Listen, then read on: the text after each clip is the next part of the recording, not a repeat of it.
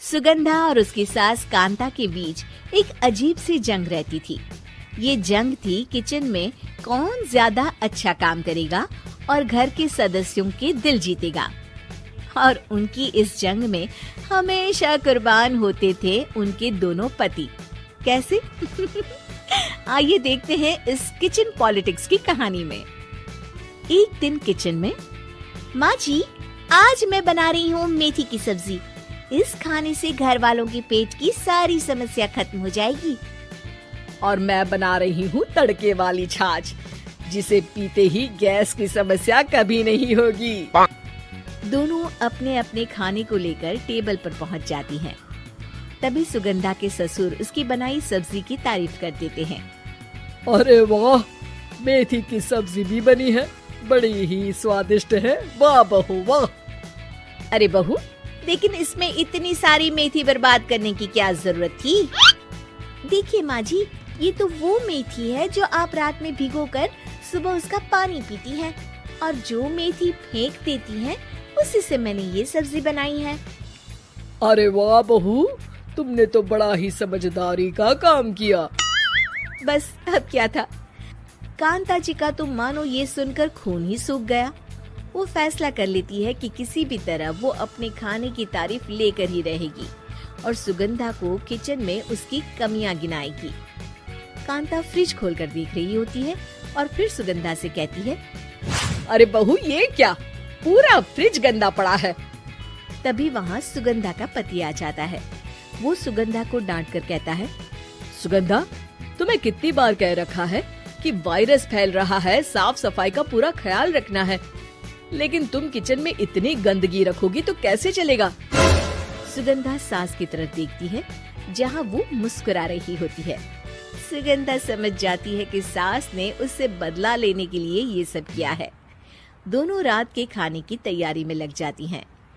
दोनों ना एक दूसरे की तरफ देखती हैं और ना ही एक दूसरे से बातें करती हैं।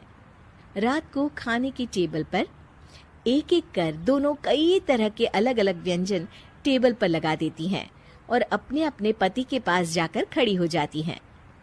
अरे खाइए जी खाइए, मैंने बड़ी मेहनत से बनाया है।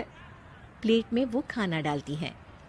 सुगंधा भी दोनों की प्लेट में खाना डालते हुए कहती है, बड़ी ही मेहनत लगी है इस खाने को बनाने में। हाँ, दोनों को ना चाहते हुए भी सारा खाना खाना पड़ता है। कहीं दही तो कहीं मलाई तो कहीं मसाला। और इन सब के बाद दोनों बड़ी ही मुश्किल से अपने कमरे में सोने जाते हैं। लेकिन अगली सुबह सुगंधा का पति चिल्ला रहा होता है, हाय रे, हाय मेरा तो पेट खराब हो गया। हाय माँ, बहुत दर्द हो रहा है।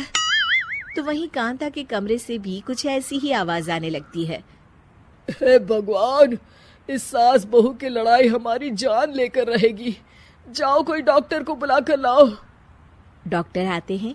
दोनों को देखकर कांता और सुगंधा से कहती हैं, देखिए, आप दोनों इन्हें खाने में हल्का ही दीजिएगा। हो सके तो रात का खाना जल्दी खाया करे और वॉक किया करे।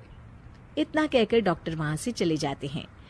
जिसके बाद एक बार फिर से दोनों बहुएं किचन में जाती हैं और खाना बनाने में लग जाती हैं। रात में खाने के टेबल पर दोनों एक बार फिर से खाना लगाने लगती है। पापा जी, मैंने ये पतली मूंग की दाल की खिचड़ी के साथ ये पापड़ और पुदीने की चटनी भी बनाई है। अरे बहू, अभी अभी बेचारे पेट की बीमारी से गुजरे हैं। इतना भारी खाना तो डॉक्टर ने भी मना किया है ना। देखिए, मैंने आप दोनों के लिए सूप बनाया है। और दोनों उन लोगों की प्लेट में खाना डालने लगती हैं। तभी दोनों एक साथ बोल पड़ते हैं, बस करो, हमें माफ करो। हमें नहीं खाना इस घर में, ना खिचड़ी और ना ही सूप। हम इंसान हैं, एक वक्त में एक ही खाना खा सकते हैं। बस करो, हमें माफ करो। हमें नहीं खाना इस घर में, ना खिचड़ी और ना ही सूप। हम इंसान हैं, एक वक्त में एक ही खाना खा सकते हैं। इतना कहकर वो दोनों वहां से चले जाते हैं। कहानी का अंत। आप लोग उम्मीद कर रहे होंगे कि अंत में सब ठीक हो जाएगा।